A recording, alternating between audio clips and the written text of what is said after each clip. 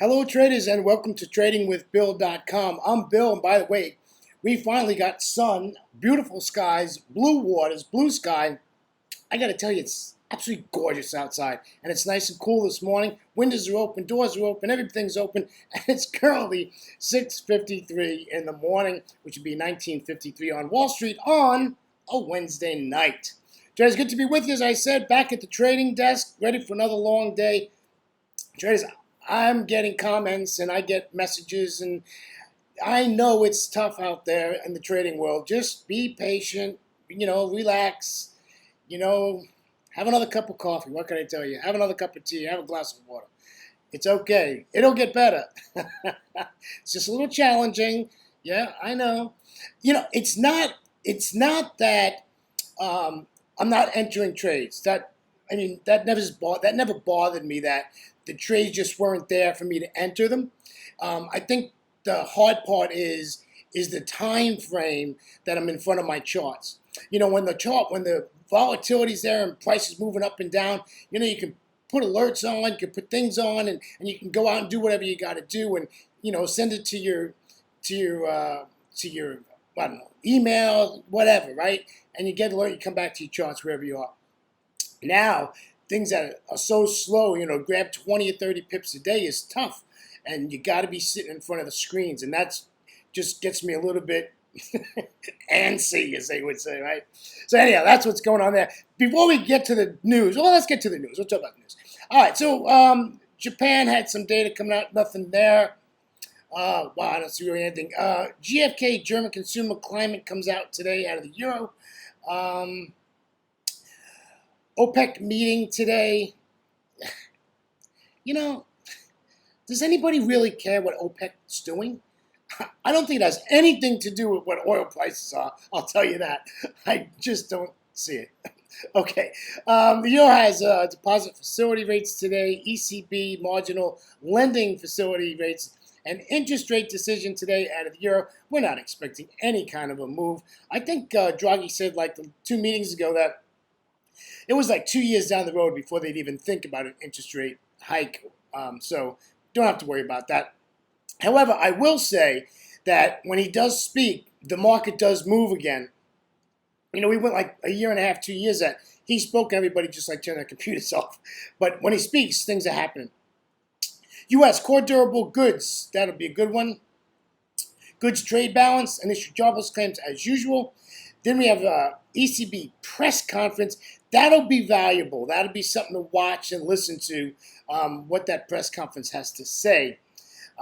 So that'll be pretty interesting. And that pretty wraps up today as far as what's going on data-wise. So it's not that big of a deal as far as our data goes today. Looks like it's going to be, half technical, half data. Looking down here at the dollar index, we're 93, 98, still hugging that 94. But I'll tell you what, the dollar pair has reacted. But before we get to that, let's get to this.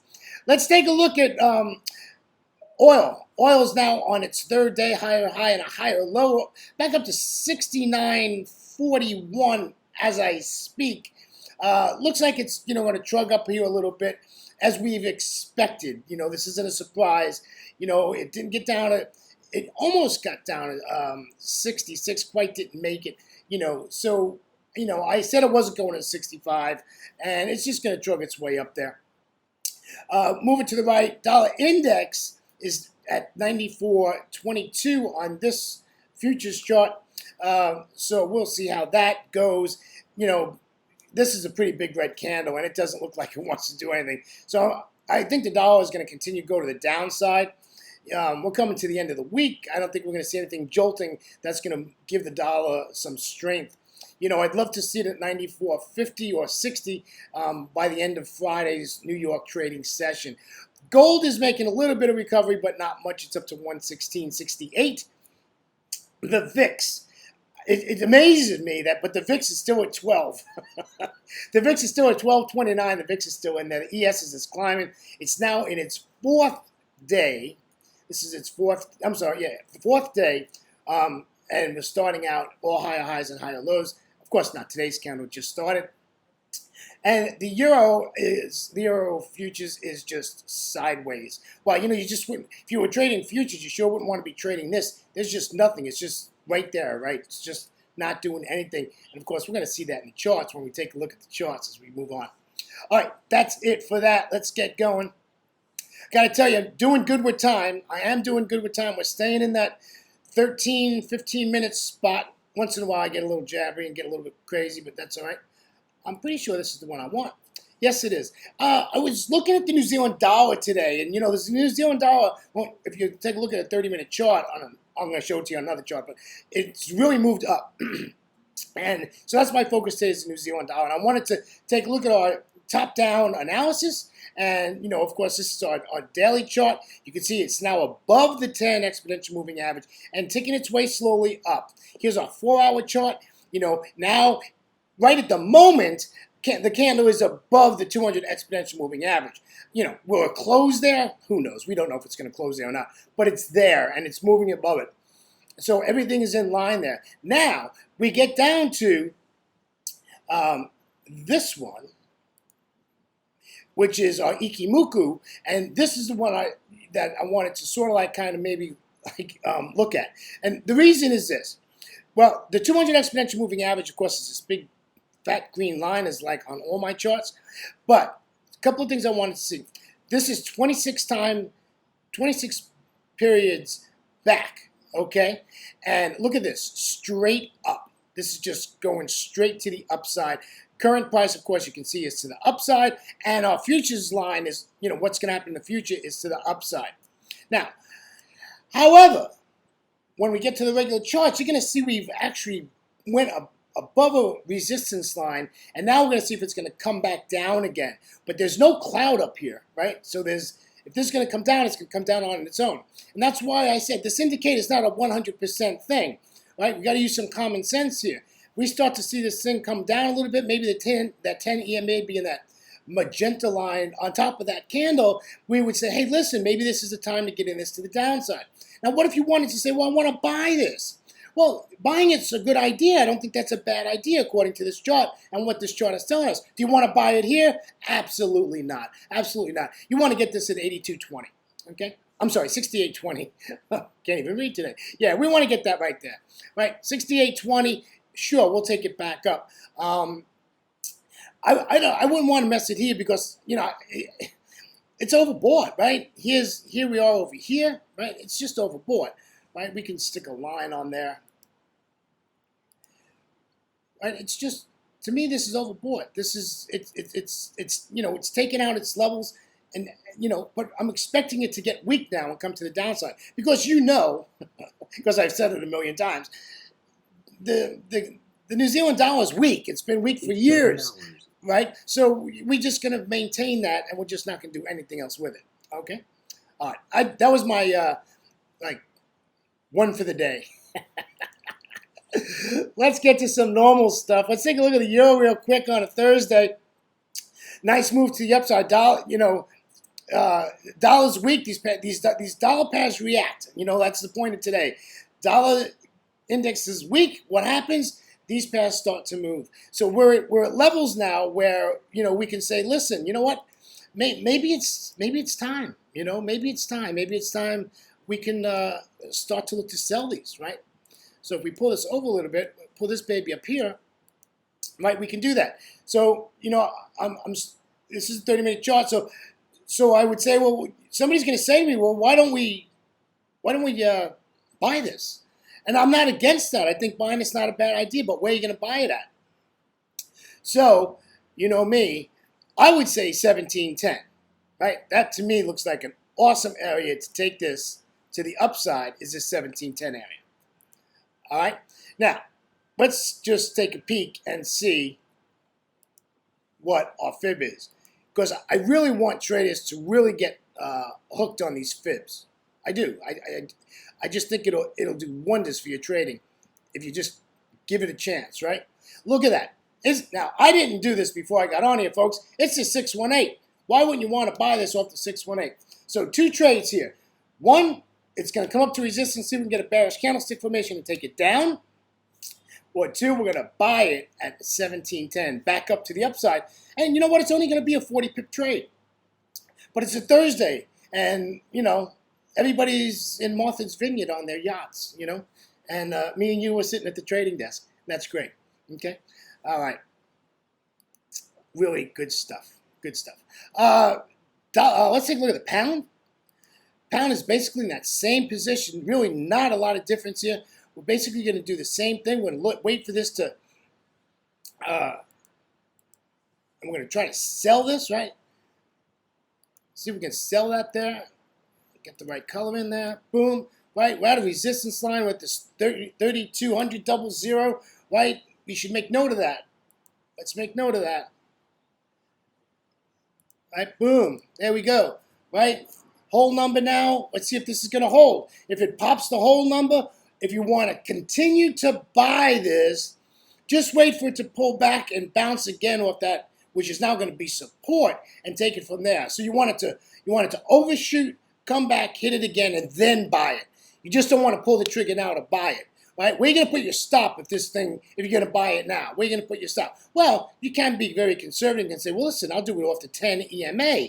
And that's fine. I don't think there's a problem with that. But I don't think that's enough. Right? I don't think that's enough. I think realistically, yeah, you got to come down here. You got to come down here to 31.75. Right? 31.75. If you're going to buy that, that's where your stop's got to be. So this looks like this to me looks like this is just going to continue to the upside. It's going to continue to go up, and let it do that. If you want to buy it, let it hit that, which will then be support, and we can do that. But I'd rather sell this where it's at, right? I'd rather sell this, let it overshoot, come back under that line, and we'll do it from there. I think that's just a better shot for us. The Aussie. Yeah, we talked about the Aussie yesterday, I think it was, Pretty and Tail. Yeah, here we go. Okay, so this did exactly what we spoke about a little bit, was that this was going to give us an overshoot. Basically, this little friend of mine is null. This is out of here. All right, we'll just get rid of that. There we go. So this is overshot, right? This line here is basically done. We're going to bring it right up to where it's at right now. Actually, you can actually go a little bit higher. There we go. So this is now resistance. Alrighty. This support line, I don't think that's a bad spot, to be honest with you. But if I was going to do anything, I really want to, if I was going to think about taking some profits, I really would like to see this kick us down to this 200 exponential moving average and take profits. Now, at this 55 exponential moving average, you're going to expect that we're going to get a bounce there. Right? Good chance we're going to get a bounce there. But this pair is bearish. I know on this chart it's bullish, but technically this pair is bearish. So at this 55, you're going to get a bounce. So you know what? I would scale out of my position. I know a lot of people scale in, some scale out. I mentioned this yesterday. I go into my position full, and then I scale out as my trade moves on. I like putting money in the pit bank when I can. Right? That's my thought process. And I got to be honest with you, there's no rhyme or reason why I do that other than when I started back in 2006, 2007, the trading room that I was in for 4 years, Wayne McDonald drilled that into us, that you go in full load and you scale out of your positions. And I just kept, it's been implanted in my brain. So that's what I do. Old dog with new tricks doesn't work with me, right? All right, let's pop over here and see if we got some Ikimuku stuff. A couple of Ikimuku stuff. Here's the euro. Just it's just the upside. What can you say? It's just the upside. There's nothing to do here. You can fib this. Use your tools. You can fib it and then continue to take it to the upside, and just play this out. But right at the moment, there's nothing to do here. We did talk about the pound. Basically, these are all in the same thing, right? Look at this. To the upside, this red line here is your futures line pointing to the upside. Of course, this is your current price. It's to the upside. 26 periods back, this is to the upside. This is just showing bullish, bullish, bullish. They're all showing bullish. And I'm not against buying. I'm not against buying it. The hard part is where you're going to get in, where you can put a reasonable stop, right? You got to get in and get a reasonable stop. So we'd like to see a pullback, right? So fib your charts, put fibs on there, give yourself levels, or put your own levels in. I still do it. Just put your own levels in, support and resistance lines. Just put lines in there, and do your own thing. But you got to find a realistic spot where you're going to get in. We just can't go in there and pop in, trades, right? And of course, we talked about the Aussie and all that good stuff. Well, my friends, it's a Thursday, and I know I talked about we're going to move into different pairs, and we are, and I want to, because I don't like to talk about the same pairs all the day. But this move was quite a move, right? So I wanted to get on this today, and if we got stuff happening in our majors, let's play with the majors, okay? But we'll start getting into some CAD yen stuff and pound yen and all that other stuff, New Zealand Swissy and stuff. We'll start looking at that also as we go along. I'm trying to stay within my time frame. Traders, it's a Thursday, so I will not see you tomorrow on Fridays. I have another obligation, but we will be back on Monday morning, bright and early here in Asia. So have a great weekend break. Have a great trading day. I expect to be at my trading desk for a full 15 hours today, and enjoy your weekend and take a break. Do some Forex homework on a Sunday. That's my rules. And other than that, remember to trade smart, not hard. We'll see you Monday morning, traders. Have a great time. See you now. Bye-bye.